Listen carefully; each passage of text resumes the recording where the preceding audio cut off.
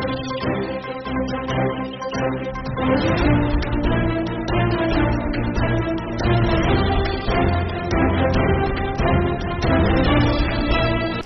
आवाज़ एक खास मुलाकात में आज मुलाकात कर रहे हैं एक युवा शख्सियत से जो NSUI के अभी प्रेजेंट में अध्यक्ष है राजस्थान यूनिवर्सिटी से। आप 2018 में NSUI के अध्यक्ष रह चुके हैं। राजस्थान यूनिवर्सिटी से अध्यक्ष रह चुके हैं जी 2018। आपका स्वागत है आपकी आवाज़ पे। धन्यवाद सर। किस तरह से देखते हैं अभी प्रेजेंट में स्टूडेंट्स की पॉलिटिक्स और स्टूडेंट्स को किस तरह से आप देख रहे हैं? क्या विजन है युवाओं का आगे? देखिए, छात्र राजनीति एक पहला आधार होती है लोकतंत्र का, और छात्र राजनीति से हम लोग देखते हैं कि पूरे देश भर में बहुत बड़े बड़े नेता निकले हैं। और राजस्थान की बात करें तो हमारे पूर्व मुख्यमंत्री श्री अशोक गहलोत जी, या ऐसे बहुत सारे अनगिनत नाम हैं जो छात्र राजनीति से, जी बिल्कुल, ये सब लोग छात्र राजनीति से निकल के आए हैं, विश्वविद्यालय और कॉलेज की राजनीति से निकल के आए हैं। ऐसे में जब ये नौजवान एक गरीब ढाणी कस्बों से निकल के जब कॉलेज विश्वविद्यालय में पढ़ने आते हैं अपने क्षेत्रों से, हाँ अपने क्षेत्रों से, तो छात्र राजनीति उनको जो है प्लेटफॉर्म देती है आगे बढ़ने का, विदाउट रिसोर्सेज, कि आपके पास पैसा है नहीं है, यहाँ मैटर नहीं करता, टैलेंट मैटर करता है, टैलेंट मैटर करता है, आपका काम मैटर करता है, उसके विचार मैटर, जी बिल्कुल। तो बिल्कुल छात्र राजनीति, और हम लोग देखते हैं कि विज़न भी यही है कि नौजवान किस तरीके से राजनीति में आगे आएं और कैसे देश के अंदर और राजस्थान में, पूरे प्रदेश में एक अच्छी राजनीति की शुरुआत हो, कैसे हम लोग एक अच्छे लीडर्स तैयार करें ताकि देश में जो बहुत सारी विपरीत परिस्थितियां बनी हुई हैं, अभी आपसे मेरी चर्चा हो रही थी भ्रष्टाचार को लेके, कि कैसे ये अच्छे जब पढ़े लिखे नौजवान नेता इसमें आगे आएंगे तो कहीं ना कहीं बहुत सारा अवरोध जो हमारी देश की गतिशीलता में, विकास में रुका हुआ है, उसको ये ये युवा जो है उनके रास्ते खोलेंगे। युवा टैलेंट की बात करें तो युवा राजीव गांधी भी कहा करते थे, मतलब युवाओं से देश का भविष्य है। मोदी जी भी कहते हैं युवाओं से देश का भविष्य है। तो युवाओं का अभी विजन क्या है? किस तरह से देखते हैं? धर्म के पक्ष को किस तरह से देखते हैं? अभी जात पात पे जो व्यवस्थाएं चल रही है, जो जातिगत जनगणना की बात कर रहे हैं, अगर आप NSUI के अब युवा अध्यक्ष भी हैं तो मैं आपके विचार भी जानना चाह रहा हूँ कि क्या जातिगत जनगणना हिंदुस्तान के लिए ज़रूरी है और देश के विकास में कहीं विघ्न और कहीं आग का तो काम नहीं करेगी, या वोट बैंक की पॉलिसी है? नहीं, वोट बैंक की जातिगत जनगणना जो है ये वोट बैंक की पॉलिसी नहीं है। ये एक जनगणना है कि भाई कितने लोगों को कितना कुछ मिला है, कितने लोगों को मिलना बाकी है। आर्थिक जनगणना से हो सकता है ना पूरा व्यवस्था? जाति की भी तो बहुत सारी है ना सर, हिंदुस्तान तो जातियों के पीछे चल, मतलब जहाँ कमजोर तबका आ जाता है, किसी भी जाति, देखिए यहाँ हिंदुस्तान का इतिहास रहा है, यहाँ पे जाति आधारित जो है व्यक्ति जब जन्म लेता है तो उसका वो सरनेम से पैदा होता है, किस जाति में, किस कुल में जना है। तो जाति हिंदुस्तान में बहुत मैटर करती है। और नहीं, ऐसा तो नहीं है, पहली वाली व्यवस्थाओं में तो कर्म मैटर करता था, जिस काम से ही जाति को जाना जाता था। लेकिन अभी जो व्यवस्था है जातिगत, केवल मैं समझता हूँ कहीं ना कहीं राजनीति में गोलमोल हो रही है। नहीं, ऐसा नहीं है। आज भी आप जाओ बाड़मेर, जैसलमेर, आप पश्चिमी राजस्थान में जाओ, आप पूर्वी राजस्थान में जाओ, जाति के आधार पर आज भी बहुत सारे भेदभाव हैं, बहुत सारे शोषण हैं। आप एक साथ बैठ के आज भी 2 टेंट लगाए जाते हैं। मैं अभी रामदेवरा गया जैसलमेर के अंदर, आज भी उस तरफ जो है जैसलमेर में बहुत दयनीय स्थिति है। जाति के आधार पर बहुत बड़े बड़े भेदभाव हैं। लोग शिक्षित हो रहे हैं लेकिन फिर भी कहीं ना कहीं जाति का बंधन नहीं टूट पा रहा है। कहीं ना कहीं 75 सालों की कमजोरी तो नहीं है जो युवा अभी शिक्षित हो रहा है, अभी जो 20 साल से जो चीज़ें माइंडसेट चेंज हुआ है एजुकेशन के प्रति, शिक्षा के प्रति, वो अगर वो माइंडसेट आप मानो 30, 40, 50 साल पहले चेंज हुआ होता तो आज हिंदुस्तान की दशा और दिशा दूसरी होती। नहीं, ऐसा नहीं है। जब हिंदुस्तान आज़ाद हुआ, ये 5000 साल पुरानी व्यवस्था है। 5000 साल पुरानी व्यवस्था को तोड़ने में समय लगा। 5000 साल पुरानी व्यवस्था तो बहुत आपकी हमारी सोने की चिड़िया की व्यवस्था थी, और उस समय वो तो सोने की चिड़िया तो जब तक अंग्रेज हिंदुस्तान में नहीं आए उससे पहले तक नहीं। मुगलों का काल भी स्वर्णिम काल रहा है, ऐसा नहीं है। मुगल काल में भी बहुत सारे डेवलपमेंट के काम हुए हैं। और देखिए मुगल काल में भी बहुत हुआ है। वो तो दोनों चीज़ें हैं। जब जहाँ राजतंत्र प्रणाली होती है वहाँ पे शोषण होता है। मुगलों का जब काल था उस काल में देखो नानक पैदा हुए, ठीक है, कबीर पैदा हुए, मीरा पैदा हुई, बहुत सारे ऐसे हमारे भक्ति आंदोलन चला, आप देख सकते हैं भक्ति आंदोलन चला इसी जाति व्यवस्था और शोषण को तोड़ने के लिए। उससे पहले हम लोग देखते हैं बुद्ध पैदा हुए, बहुत सारे ऐसे हमारे महापुरुष पैदा हुए हैं जिन्होंने इस व्यवस्था के खिलाफ लड़ाई लड़ी है। सोने की चिड़िया अलग विषय है, सोने की चिड़िया आर्थिक आधार पे आता है, हम बात जाति की कर रहे हैं। जाति व्यवस्था जो है इसका बंधन टूटना अति आवश्यक है। मतलब कोई अडानी अंबानी से नहीं, सोने की चिड़िया का मतलब भारत संपूर्ण रूप से उस समय उस भारत की अर्थव्यवस्था उस तरह से थी कि हर आदमी और समुदाय संपन्न हुआ करता था, मतलब एटलीस्ट संपन्नता अच्छी थी। भारत जो था जी, उस समय जब अंग्रेज आए, ईस्ट इंडिया कंपनी जब हिंदुस्तान आई, उससे पहले साधन संपन्न व्यवस्था थी। साधन संपन्न से हम लोग देख सकते हैं कि यहाँ की ज़मीन बहुत उपजाऊ थी, बहुत सारे मसाले यहाँ होते थे, छोटे छोटे हमारे हाथ के काम थे, मतलब हर व्यक्ति अपनी आजीविका का अपना अपना काम ले हुए बैठा था। जैसे ही अंग्रेज आए उन्होंने बहुत कुछ परिवर्तन किया और फिर कहीं ना कहीं वो जो व्यापार थे हमसे छीन लिए गए, हमारा जो कच्चा माल था उसको बाहर भेजा गया, बाहर से लोग बुलाए गए। तो ये सारी चीज़ें इस संदर्भ में सोने की चिड़िया थी। कहीं ना कहीं अंग्रेजों ने देश के ऊपर जो हुकूमत की कहीं ना कहीं बांट के की, चाहे हिंदू मुसलमान चाहे जाति पाति में, क्या वो जो वो वाली व्यवस्था है अंग्रेजों के टाइम की, 200 साल जब अंग्रेजों ने राज किया, क्या वो अभी भी आप इस व्यवस्थाओं में देख रहे हैं क्या? देखिए बहुत सारी व्यवस्थाएं आज भी ईस्ट इंडिया कंपनी की आज पूरे हिंदुस्तान में लागू है। हमारी पुलिस व्यवस्था जो है उनकी है। बहुत देखो अंग्रेजों के आने के बहुत सारे नुकसान हैं, लेकिन कुछ संदर्भ में फ़ायदे भी हुए।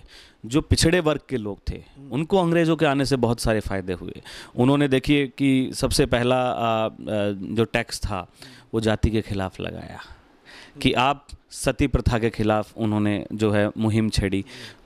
हम लोग इंडिया के संदर्भ में देखते हैं तो अंग्रेज़ों ने इस हिंदुस्तान का इतना शोषण किया है कि आज इस कगार पे खड़ा किया। जब हिंदुस्तान आज़ाद हुआ, जब हमारे पास कोई भी किसी प्रकार की व्यवस्थाएं नहीं थी, लेकिन फिर भी पंडित नेहरू की सूझबूझ, उसके साथ साथ हमारे बहुत सारे महापुरुष, महात्मा गांधी, डॉक्टर अंबेडकर, ऐसे बहुत सारे नेता निकले जिन्होंने मजबूत संविधान दिया, सब लोगों को एक मंच पे लाए, सब जातियों को एक मंच पे लाए, देश में लोकतंत्र स्थापित किया। सरदार वल्लभ भाई पटेल साहब का बहुत योगदान है, भगत सिंह, सुखदेव, राजगुरु का बलिदान बहुत बड़ा त्याग है, चंद्रशेखर का बहुत बड़ा त्याग है।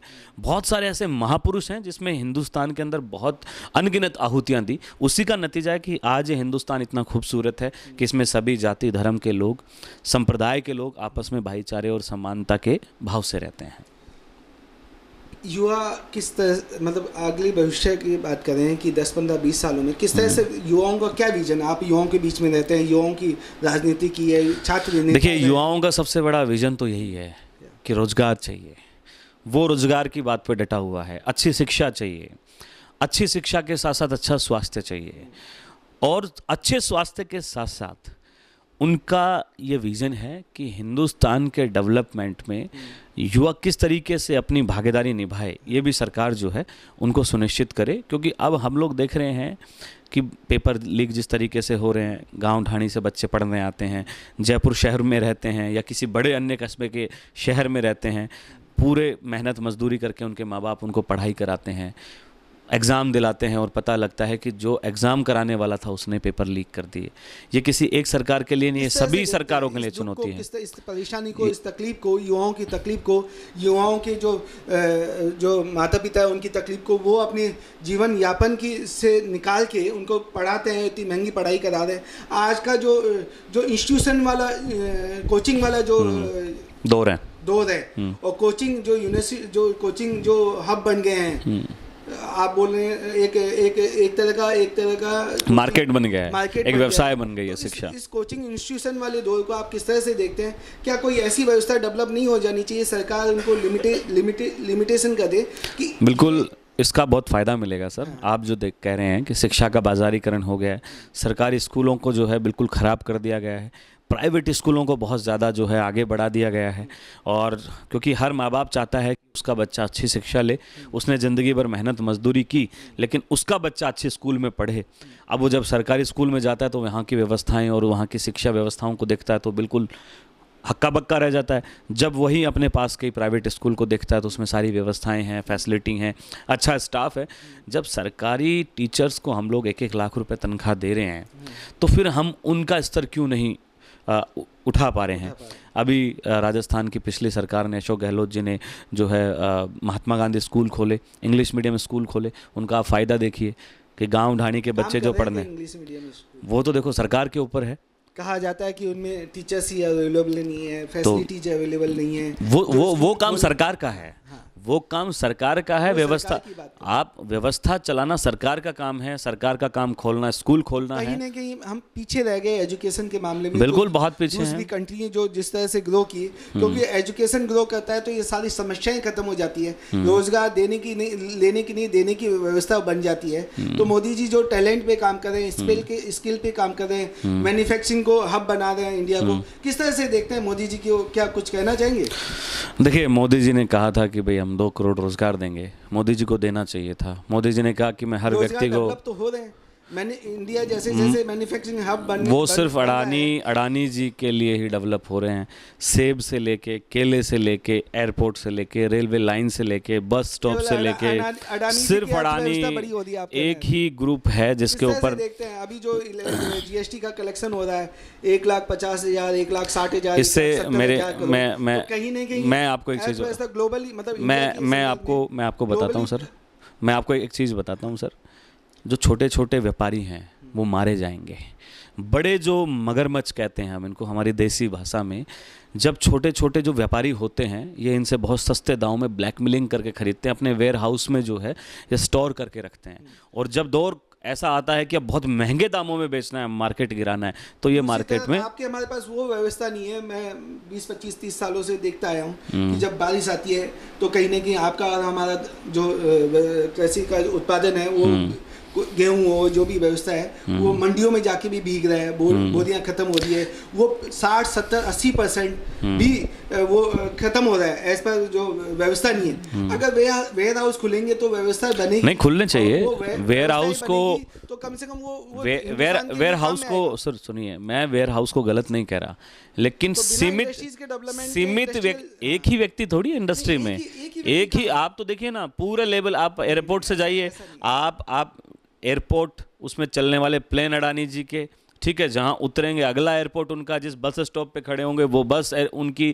आप चले जाइए किसी भी जगह पे। राहुल गांधी जी को अच्छा फॉलो करते हैं, नहीं, बात राहुल गांधी जी की नहीं है। राहुल गांधी जी तो मुद्दे और सच्चाई की बात कर रहे हैं। अब जो हिंदुस्तान की इकोनॉमी केवल अडानी और अंबानी के पीछे नहीं चल रही, हिंदुस्तान की इकोनॉमी हर एक उस दुकानदार के पीछे चल रही है जो कहीं ना कहीं पार्ट है इस इंडस्ट्रीज का। देखिए, बहुत सारे ऐसे लोग हुए गाँव में, सर आप ट्रैक्टर खरीदते हैं, आपकी एक किस्त ड्यू हो जाती है ना, तो उसके लिए पूरा बैंक मैनेजर, बैंक का स्टाफ उस किसान के घर पे आता है, उसकी बेइज्जती करता है पूरे गांव के सामने, और उससे वो किस्त लेके जाता है। अगर वो किस्त नहीं चुका पाता तो ट्रैक्टर ले जाता है। ऐसे में नीरव मोदी जी जैसे हमें बड़े लोग याद आते हैं जो करोड़ों रुपए का घपला करते हैं, बैंक लूटते हैं, लोन लेते हैं और सीधा विदेश चले जाते हैं। लोन लेने की व्यवस्था तो कांग्रेस के काल में हुई थी। नहीं, तो लोन लेने की तो कांग्रेस के नहीं लोन से युवाओं पे आते हैं, केवल युवाओं आप पूरी बात नहीं सुन रहे। जैसे ही मैं मोदी पे, देखिए मेरा पक्ष ये है कि सर, जब एक आम आदमी जब लोन लेता वो एक किस्त नहीं चुका पाता। बाकी मोदी जी की सरकार, मोदी जी ने करोड़ों रुपए माफ़ कर दिए। नीरव मोदी के, ललित मोदी कहाँ हैं, उन्हीं के साथ उनके लोग पार्टियां कर रहे हैं। सरकार, देखिए मेरे कहने का ही मतलब है कि दोहरी नीति क्यों? आज तक नीरव मोदी गिरफ्तार क्यों नहीं है, ललित मोदी क्यों गिरफ्तार नहीं हुए, क्यों हिंदुस्तान? वो तो सबको पता है। अभी शादी की है उन्होंने, बढ़िया अच्छी तस्वीरें आए हैं। मोदी जी के एक साथी उस शादी में भी गए हैं, उनसे मिलके भी आए हैं। सुनने में तो आया राहुल गांधी जी शादी कर रहे हैं। आप शादी की वो देखो बहुत बड़ा मसला है, वो उनका निजी जीवन का मामला है। मैं उसमें आपके परिवार के हैं, आपके नहीं, परिवार के तो हैं। हम तो बिल्कुल हम तो शुभकामनाएं देंगे आदरणीय राहुल जी को। वो शादी कर लें तो अच्छी बात है, अच्छा परिवार बसेगा, हम तो शुभकामनाएं देते हैं। लेकिन हमें ऐसी कोई जानकारी नहीं है क्योंकि वो निजी जीवन है। निजी जीवन पे ना तो हम उनको कुछ बोल सकते हैं। राहुल गांधी जी को कैसे देखते हैं आपने? उनके साथ राहुल गांधी जी बहुत विजनरी इंटरव्यू दिया था। हाँ। तो किस तरह से क्वेश्चन उन्होंने पूछे और किस तरह से देखते हैं? क्या क्वेश्चन आपने राहुल गांधी जी ने पूछा इंटरव्यू? उन्होंने हम सबसे पहली चीज यही पूछी कि युवाओं की समस्याएं बताई। 1-to-1 बात हुई। उन्होंने हमसे जाते ही सबसे पहली चीज़ जो हमारी बातचीत हुई, नमस्कार के बाद जो चीज़ें शुरू हुई, उन्होंने कहा कि एक युवा जो गरीबी से निकल के आता है उसके क्या क्या संघर्ष होते हैं, है ना। और मैं ये कहूँगा कि मेरे से ज़्यादा संघर्ष उनको पता थे कि क्या एक युवा के संघर्ष होते हैं। छात्र राजनीति के बारे में पूछा, कैसे आगे वो भविष्य की राजनीति में आता है उसके बारे में पूछा, देश के किसान, मजदूर, गरीब, इनकी परिस्थितियाँ क्या होती हैं। फिर हमसे कुछ फसलों के नाम पूछे, खरीफ की फसल, रबी की फसल कब बोई जाती है, ये तक उनको पता है। ये आप और हम शायद कंफ्यूज हो सकते हैं, खरीफ की फसल कब बोई जाती है, रबी की फसल कब बोई जाती है। किस तरह से देखते हैं राहुल गांधी जी? राहुल जी एक बहुत विजनरी लीडर हैं और आने वाले टाइम में देश के प्रधानमंत्री बनेंगे। और मुझे उम्मीद है इस देश में धर्म राजनीति की जो ज्वलंत राजनीति चल रही है, वोट बैंक की, एक दूसरे को भाई से लड़ाने वाली, इस पे राहुल जी जो हैं योद्धा साबित होंगे इस लड़ाई को बंद करने में। को राजनीति में उस तरह का उस मतलब उनके टाइम पे उस तरह का उसको माहौल नहीं मिलता, पॉलिटिकल लीडर चाहे बीजेपी हो या कांग्रेस में हो, तो जो माहौल मिलना चाहिए। अभी सचिन की बात कर रहे हैं, सचिन पायलट जी, सचिन पायलट जी की बात करते हैं, तो उनका जो उन्होंने जो 18 से लेके मतलब 15, 16, 17, 18 से लेके जो सड़कों पे आंदोलन किए और उसके बाद जो उन्होंने कांग्रेस को जीत दिलाई राजस्थान में, और उसके बाद फिर उनके जो सीएम बनने थे उनकी जगह अशोक गहलोत को सीएम बना दिया। वो पार्टी के फैसले, वो पार्टी के फैसले होते हैं, उन पे तो हम अभी हम तो बहुत छोटे हैं उस जगह तक पहुंचने के लिए। उनका काम था रोडों पे संघर्ष करना, पार्टी को जीत दिलाना, पार्टी को आगे लेके आना। हम जैसे नए लोगों को, हमारे बहुत सारे नौजवानों को राजस्थान यूनिवर्सिटी की जो राजनीति से, छात्र राजनीति से निकल के गए हैं, एनएसयूआई की छात्र राजनीति से निकल गए हैं, बहुत सारे नेताओं को पायलट साहब ने मौका दिया है। उन्हीं की बदौलत है, उन्हीं की युवा सोच की बदौलत है कि आज बहुत सारे नेता लोकसभा और विधानसभा में जो है पहुंचे हैं, उनको टिकट दिलाई है। तो कांग्रेस पार्टी नौजवानों को आगे बढ़ाने के लिए राजनीति में टिकट भी देती है, ऐसा प्रावधान बीजेपी में नहीं है। हमारे जो साथ के व्यक्ति थे, हमारे से सीनियर जो व्यक्ति थे, उनसे सीनियर जो व्यक्ति थे, आज भी राजनीति में उनको टिकट नहीं मिला है, उनकी पीड़ा है। मुझे कोई ऐसा नहीं, आप मुझे 5 नाम, आप मुझे 5 नाम बता दीजिए, आप मुझे 5 नाम बता दीजिए। प्रताप सिंह खाचरियावास जी को कांग्रेस ने मौका दिया, बीजेपी में नहीं बढ़ पा रहे थे आगे। हाँ, एक सिंगल नाम है। आज कहाँ है अशोक लाहोटी जी? आज कहाँ है अशोक लाहोटी जी? ठीक है, अशोक लाहोटी जी के अलावा नाम बताइए जो छात्र राजनीति में। कालीचंद सराफ साहब बहुत पुराने हैं। मैं अभी हाल ही में 10 साल के नाम में कांग्रेस में कम से कम 30 नाम गिना सकता हूं जिनको कांग्रेस पार्टी ने विधायक 30 से 150 कब होंगे? 30 से 150 हो रहे हैं। अगले 250 वाली जो अभी मापदंड आ रहा है, जो 250 सीटों पे चुनाव अभी 29 में होने जाएंगे, क्या उम्मीद की जा सकती है 150 में आपका भी नंबर आ जाएगा और आपके 100% आपके युवा छात्र नहीं कहूँगा 15-20 सीटें मिलेगी?